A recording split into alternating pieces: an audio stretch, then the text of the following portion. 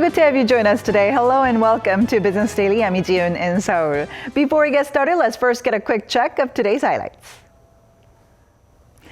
U.S. President-elect Donald Trump is gearing up to scrap the mega multinational trade deal that the Obama administration had pushed hard to pass. And Trump's other plans have led to a surge in stocks and soaring bond yields. Emerging markets are taking a hit in the midst of it all. We sit down with an expert to talk about this.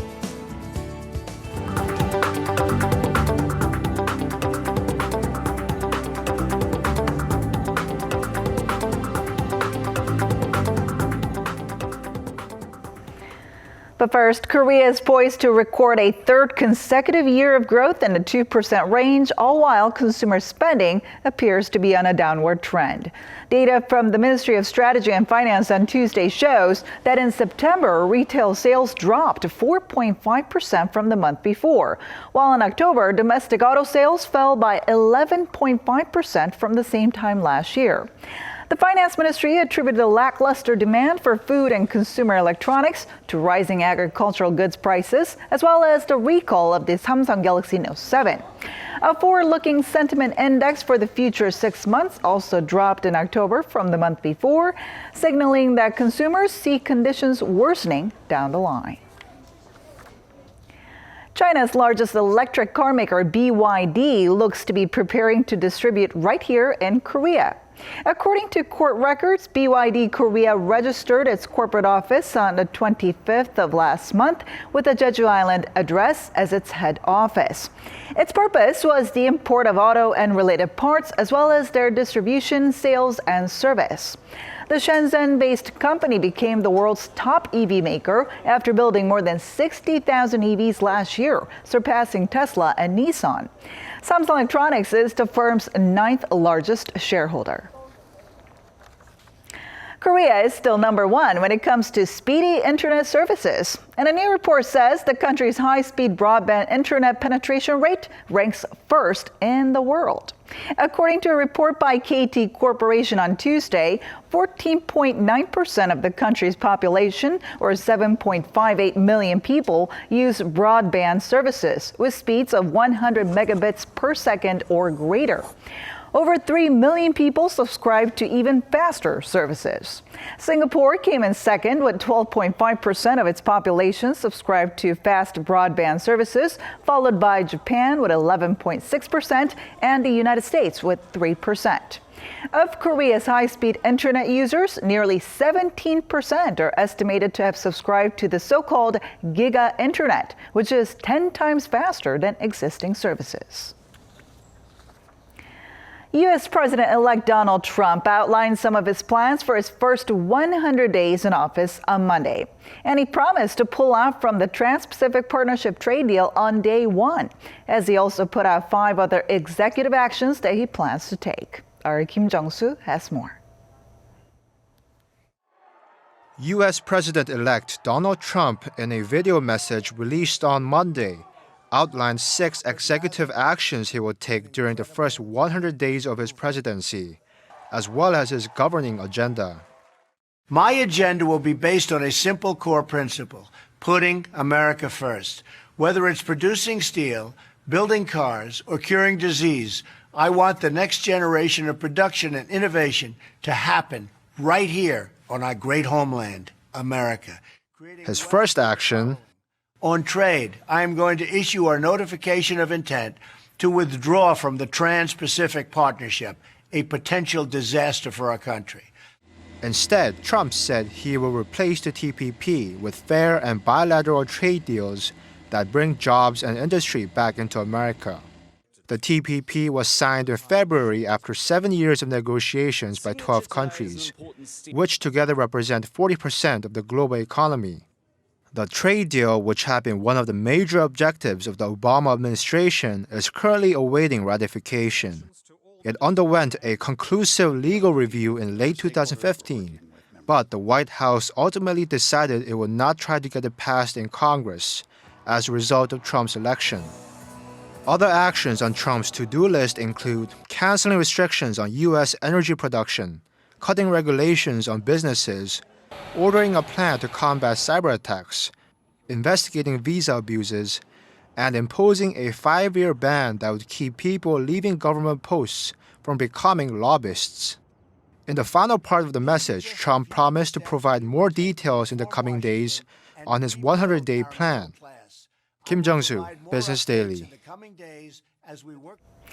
It looks like Korea's tourism industry is at its peak, with a record number of foreigners visiting the country this year, thanks largely in part to the growing number of Chinese tourists.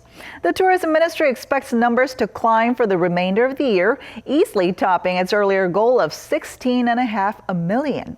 Our Lee Min-young reports. The number of foreign tourists who visited Korea so far this year has hit at least 15 million, a record for the nation and a significant jump of 33% from a year ago. According to the state-run Korea Tourism Organization, 14.6 million foreign tourists visited Korea as the end of October, already surpassing the previous record of 14.2 million in 2014. Should the trend continue, the Ministry of Culture, Sports and Tourism and the Korea Tourism Organization predict the number to hit 17 million by the end of the year, exceeding this year's goal of 16.5 million. The jump is largely due to a steady increase in the number of Chinese tourists, about 7 million in the first 10 months of this year. The number is up 40% year-on-year, accounting for nearly half of the total foreign tourists in Korea in 2016. Japanese tourists have also returned to South Korea following a health scare over the Middle East Respiratory Syndrome, or MERS, up 26% from a year ago. There was also a jump in tourists from Southeast Asia like the Philippines and Indonesia, as well as from Taiwan and Hong Kong. Nearly 84% of all foreign tourists who traveled to Korea this year were from Asia. As for those from other parts of the world, the number of North American tourists jumped 14.2% year-on-year, and European tourists also rose 17.2%. Seoul's tourism organization plans to expand the inbound travel market by developing a wider range of customized programs for foreign visitors, especially for those from the Middle East and the Americas. Lee Min-young, Business Daily.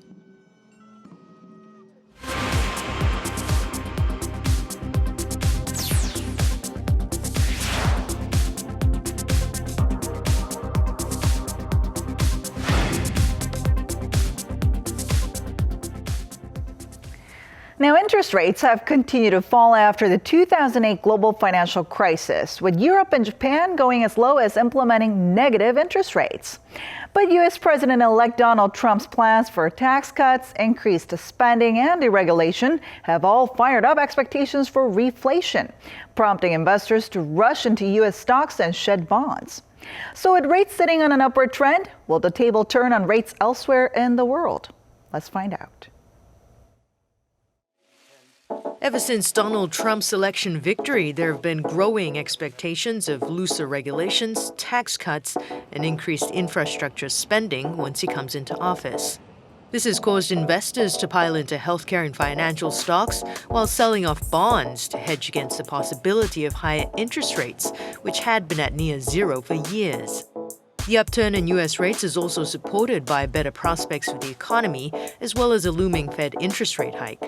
Government bond yields have surged since Trump's election victory, following a major repricing of assets. Investors are rushing to buy U.S. stocks and dollars while dumping bonds and emerging market assets. EM currencies are also taking a hit against the greenback as uncertainty continues to trigger an outflow of foreign capital. So what lies ahead for interest rate policies, and what can emerging markets, including Korea, do to guard against growing volatility? And for more on this, Professor Yang Jun-seok from the Catholic University of Korea joins us in the studio today. Great to have you here. Happy to be here. All right, so ever since the election of Donald Trump in the U.S., stock prices have been surging while bond prices have plunged. So tell us more about this so-called Trump effect. Okay, well, I think it's basically based on American and global investors looking selectively at what Trump promises. Now, it's not just in the United States, but virtually all countries, the price of bonds have been dropping. Now, what happens when the price of bonds drops is that the yield on bonds rises, and as a result, interest rate also rises along with it. And the increase in interest rate has been really striking, especially in the United States, but also in other countries as well. Now, this coupled with the FOMC's likely increase of interest rate in December, and as I mentioned, selective reading of Trump's policies, for example, tax cuts and infrastructure investment, and possibility of deregulation in the financial markets. I think that's buoying up the stock market, and people are moving their funds from bond markets globally to U.S. stocks. So I think that's the underlying reason behind the interest rate rise as well as the stock market rise. But I think they're reading Trump's promises selectively. Okay. So they're pushing up the fact that of infrastructure investment, but ignoring the possibility of increasing protectionism. They're playing up the possibility of repealing Frank-Dodd financial regulations, but not reintroduction of Glass-Steagall regulations, which Trump has also mentioned as a possibility. Okay. So I think right now they're just reading Trump's policies selectively. So do you think, is it fair for us to say that the near zero rate era has ended in the U.S.? Well, if things continue as it is currently, then the United States will definitely raise its interest rate at least once in December, and then probably a couple of more times at least next year if the trend goes on as it is right now. But if President Trump does something wrong, or if the market decides that the increase in deficit is something that the United States cannot stand, then the FOMC will probably have to lower its rates back to the 0% range. But we'll have to see whether the Trump effect is going to be overall positive or negative once the policies actually start taking place. Now, Trump's presidential win has actually been battering emerging markets' currencies, including the Korean won. So, and amid, I guess, concerns about a massive capital outflow, right? So, with that, what impact is the upturn in U.S. rates having on Korea? Okay, well, as you mentioned, funds have been flowing out of emerging economies and even advanced economies. And that has resulted in the lowering of the stock indices in these countries, as well as weakening of their domestic currencies. Korea has been one of the hardest hit.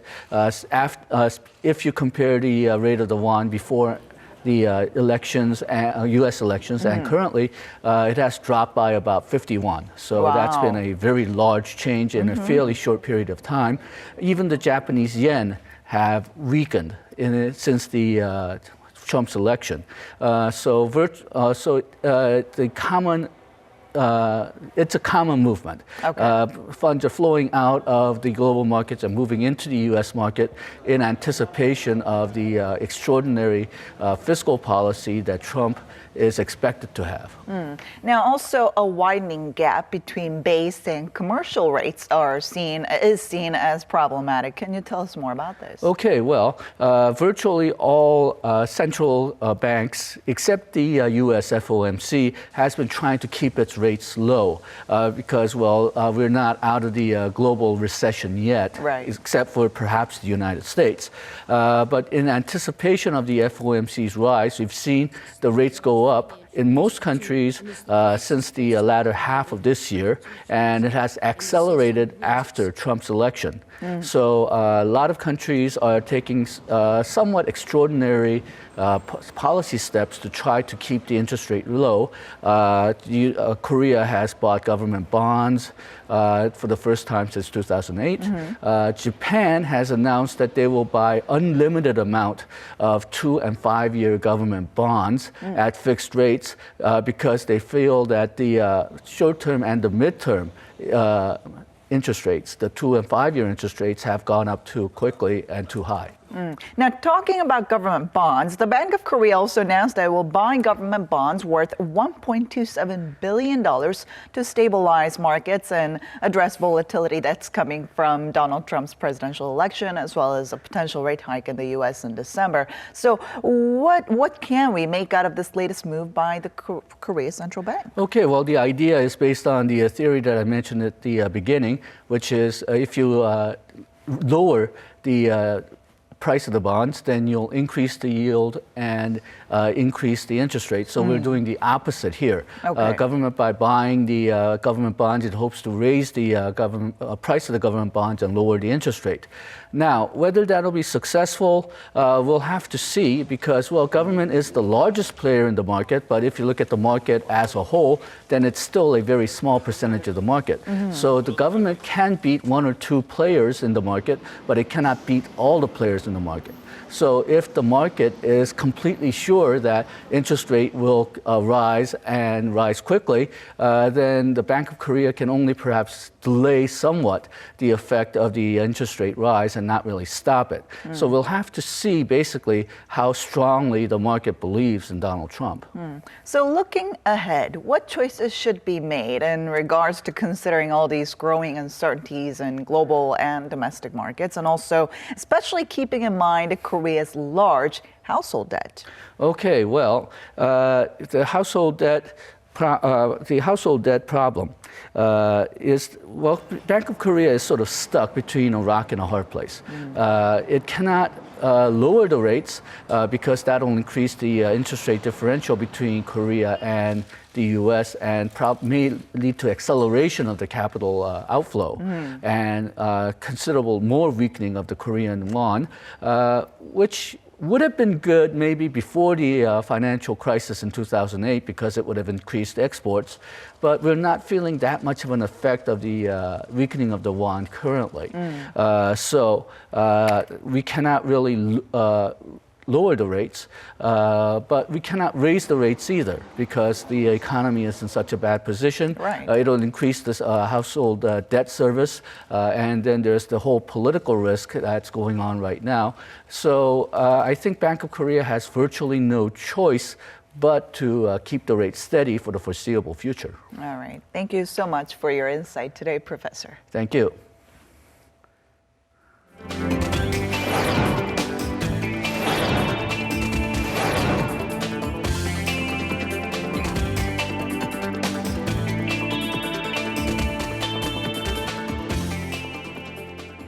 And that wraps it up for today. Thanks for watching, and we'll be back tomorrow with more business news that matters to you. Until then, goodbye.